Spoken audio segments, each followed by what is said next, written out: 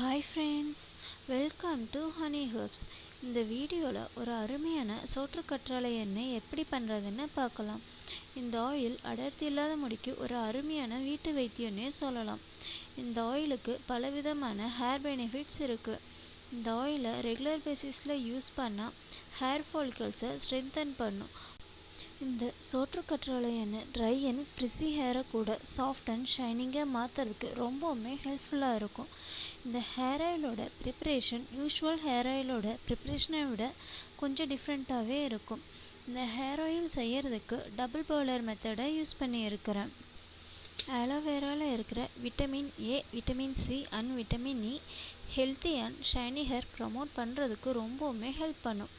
அது மட்டும் இல்லாமல் இதில் இருக்கிற vitamin B12 and folic acid hair ஃபாலில் இருந்து ப்ரிவெண்ட் பண்ணுறதுக்கு ரொம்பவுமே பெனிஃபிஷியலாக இருக்கும். கரிசலாங்கண்ணியை ரூலர் ஆஃப் ஹேர்னே சொல்லலாம். இதில் இருக்கிற அதிகப்படியான protein, vitamins and anti oxidants பலவிதமான ஸ்கால்ப் அண்ட் ஹேர் ப்ராப்ளம்ஸில் இருந்து ப்ரிவெண்ட் பண்ணுறதுக்கு ரொம்பவுமே பெனிஃபிஷியலாக இருக்கும். இந்த ஆயில் செய்யறதுக்கு ஒரு கப் செக்கில் ஆட்டின தேங்காய் எண்ணெயை ஒரு பவுலில் எடுத்துக்கோங்க. அது கூட கட் பண்ணி வச்சிருக்கிற கரிசலாங்கண்ணியை 3 டேபிள் ஸ்பூன் சேர்த்துக்கோங்க.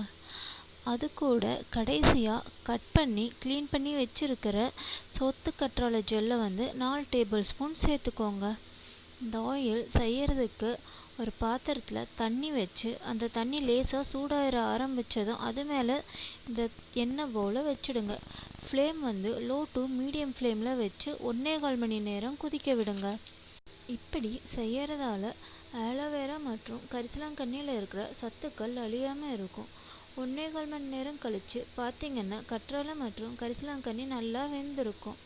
இந்த ஆயிலை ஃபில்ட்ரு பண்ணி அது கூட 2 விட்டமின் இ கேப்சியூல் கட் பண்ணி அதில் இருக்கிற ஆயிலை சேர்த்துக்கோங்க. நல்லா மிக்ஸ் பண்ணி ஒரு பாட்டிலில் ஸ்டோர் பண்ணி வச்சுடுங்க. 2 நாள் கழித்து பார்த்தீங்கன்னா கொஞ்சம் மிச்சம் இருக்கிற ஆலோவேரா எக்ஸ்ட்ராக்டும் கீழே தங்கிடும்.